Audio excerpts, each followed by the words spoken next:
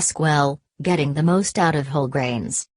Some product labels will suggest that they contain whole grains when they really don't, warned Maria Elena Rodriguez, a dietitian and diabetes expert with the Mount Sinai Health System. Read the label carefully and make sure that whole grains, and not sugar or a sugar equivalent like corn syrup, are among the first few ingredients. Intact whole grains are grains in which all three components of grain, the bran, the germ and the endosperm, are preserved, such as in steel-cut oats, barley, brown rice, buckwheat, farro and millet, Kristen Kirkpatrick, a dietitian with the Cleveland Clinic, said in an email. Ground into a flour, these grains may still be considered whole, according to the Food and Drug Administration, she said, while refined grains, in which the bran and germ are stripped, are not. But the chemistry of the grain changes with grinding, she said. The glycemic index and calories go up as fiber goes down.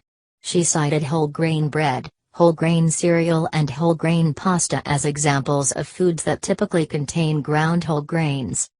My advice is to add only intact grains to your smoothies, like steel-cut oats, barley, millet or farro, Ms. Kirkpatrick said. Though grinding up whole grains robs them of some of their fiber, said David A. Levitsky, a professor of nutrition and psychology at Cornell University, it also makes them more palatable. Whole grain cereals may not be as good as whole grains in their natural form, he said, but it's better than zero. Different grains respond differently to being ground. Flaxseed, for instance, is more nutritious ground up, because the body can't absorb its nutrients as well whole, Ms. Rodriguez said. If you're going to drink smoothies, pay attention to the sugar and fiber levels, Ms. Rodriguez advises.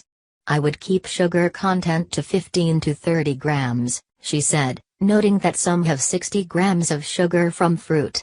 It's natural sugars, but some of them are juice extractions, with little fiber. A good rule of thumb, she said, is to look for products that have 3 grams of fiber or more per serving and have the whole grain stamp on the box. Do you have a health question? Submit your question to AskWell